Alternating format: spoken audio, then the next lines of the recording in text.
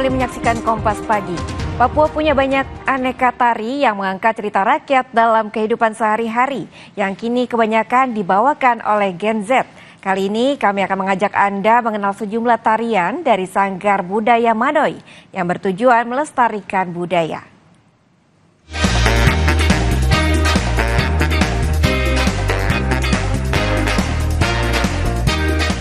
Sanggar Budaya Manoy menjadi salah satu pusat pelestarian budaya asli Papua yang terletak di Sorong, Papua Barat Daya.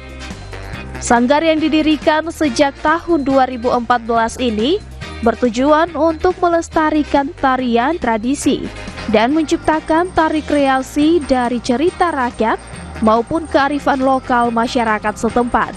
Mereka sedang berlatih 3 tarian yang menjadi ciri khas Sanggar Budaya Manoy, seperti tarian koba-koba, tarian sisir bambu, dan tari yosim pancar. Tari sisir bambu artinya ingin mengingatkan anak muda bahwa pada zaman dulu para leluhur menggunakan bambu sebagai sisir, sehingga Sanggar Budaya Manoy mengangkatnya menjadi tarian kreasi yang biasa dibawakan 6 hingga 7 penari. Selain itu ada juga tarian koba-koba. Nama dari salah satu pohon ini diangkat menjadi tarian karena sangat bersejarah. Pendiri Sanggar Budaya Manoy bercerita awal mulanya terbentuk sanggar ini karena merupakan suatu panggilan untuk melestarikan budaya Papua agar tidak punah, melainkan akan selalu diingat oleh generasi penerus. Ia memberikan kesempatan bagi siapa saja untuk datang berlatih tanpa dipungut biaya. Bagaimana ke depan anak-anak itu bisa tahu tentang budaya, karena budaya Papua ini artinya ini jati diri kita orang Papua.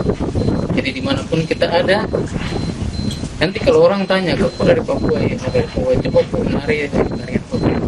Tidak tahu berarti kita dari anak-anak kecil-kecil yang sekarang saya bina seperti ini, saya anak sendiri, ada beberapa teman juga, ada anak-anak di sekitar kompleks ini.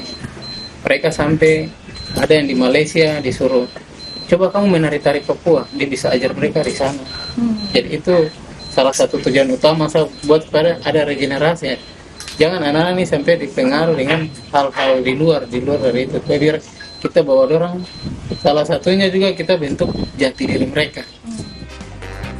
Dari Sanggar Budaya Manoy menunjukkan bahwa generasi Z mampu menjadi tulang punggung demi melestarikan kebudayaan asli Papua. Flora Batlayeri, Kompas TV, Sorong, Papua Barat Daya.